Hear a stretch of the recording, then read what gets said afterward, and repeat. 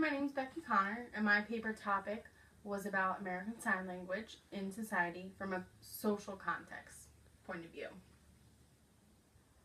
So when I talked about American Sign Language in society, because it involves around the communication of interaction with others, it involves the view of deaf users of the language, and also the how the language has impacted the deaf culture itself. So, interaction with others. The interaction with others is the act of communicating your wants and needs, your beliefs, to express any type of feeling.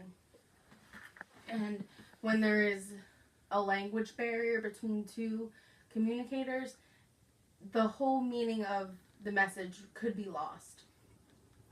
So when you have deaf individuals signing with other deaf individuals, they are more confident in their ability to sign, and they're more animated in their signing. They use big hand gestures to express what they are trying to come across.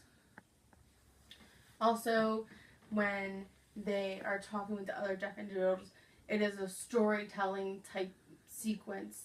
They go very into detail about their everyday lives or any question that the other communicator asks them. When deaf individuals are speaking to hearing individuals, they try to accommodate for the individual's lack of awareness of their language.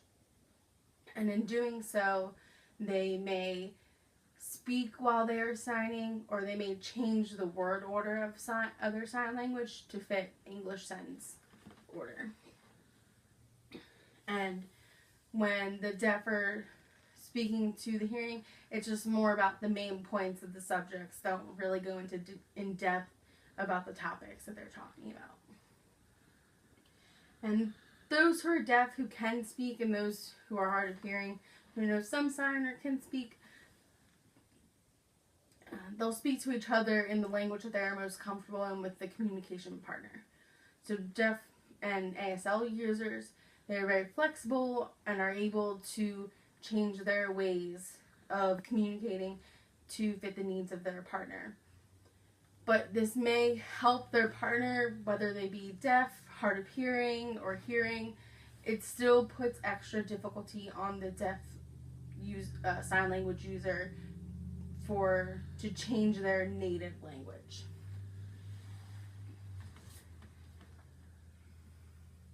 So the view of ASL and its users, there are two main factions. We have little d deaf and capital D deaf.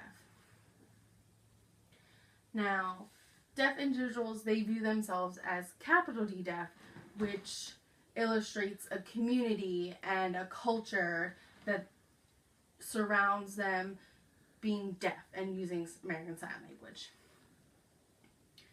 And they also have a socio-culture view of deaf and using American Sign Language, because it is a cultural condition. Them being able to communicate in sign language and have this deafness separates them and makes them to be this culture. Where hearing individuals, they follow the path of little d deaf, which is more about the medical model, that their deafness is a disability and it's something to be fixed, something that has to be stopped. And they've tried many times to stop American Sign Language from blossoming with the oralist movement, but ASL has continued to progress into the future and become more widely known in the hearing community. Personal views can change about someone being deaf. Tom Humphreys, he was born into a hearing family like most of the deaf individuals are nowadays, and the parents don't know anything about the deaf community, or they hear it from the audiologist that they go with, and the audiologist can have their views about the communication pathway that the deaf individual should take. Tom was told that he was special and that he wasn't like any other deaf individual, and that others who are deaf should be looked down upon, and that they won't progress as well in education without that oral aspect, instead of them just using American Sign Language. Once he came to college, he went to Gallaudet University, which is a major deaf college and everyone who goes there, they feel like they are in a community and they are a family and home. When he got there and saw all the other ASL users freely signing and having no qualms about it, he realized that he could feel comfortable with his signing and feel comfortable being in that community and in his own skin, to a point where he did not feel the same way as he did when he was home. And this impacted because he was so angry that his family had put this view of his deafness being superior to other deaf people, when he was just like them and could associate with them because of their language. And understanding the hearing views, we've had this view that deafness is a disability and needs to be fixed since the early 19th century. And it's because anyone who looks different, communicates differently, they are seen as people who should not be in the normal world and who should be put away into homes. And this stigma of deafness being a disability will always be within the hearing population, no matter how far time has passed and how culturally aware the hearing community has become of the deaf community.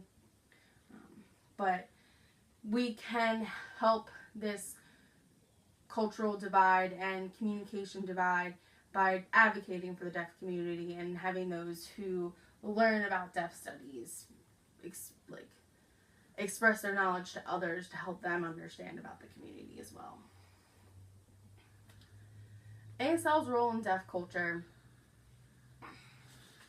it really played a big part because it promised that they could have rights. ASL has its own linguistic complex, just like any other language, and that linguistic complex is what defines a language. So ASL is their language, and that has formed the culture. So they believe that they should be awarded the same rights as any other minority group that's out there.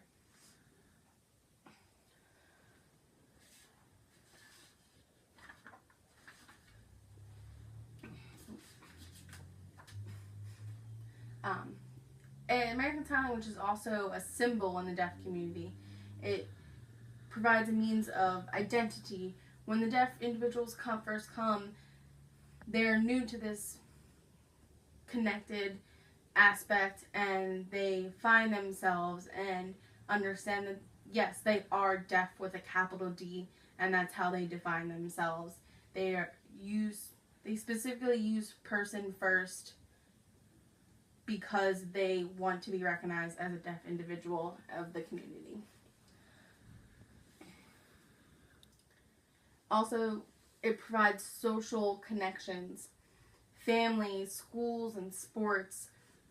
When you're such a close-knit and tight group that has a main language, you become intertwined with each other, and you get to know all the other families in the deaf community.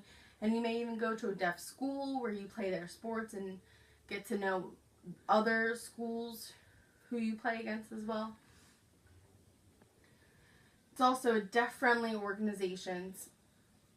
There's doctors, dentists, stores, car salesmen, and restaurants.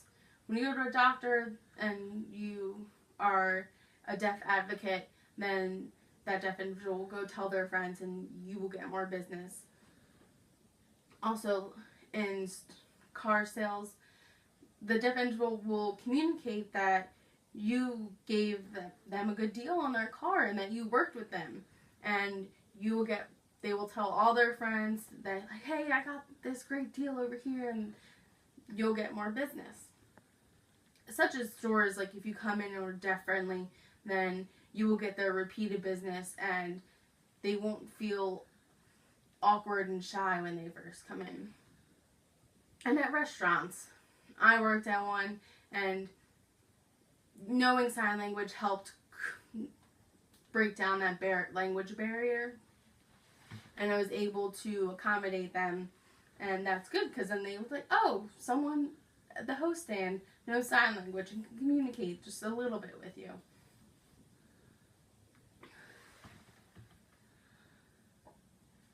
And they share all this info to help each other, and the hearing community is not like that.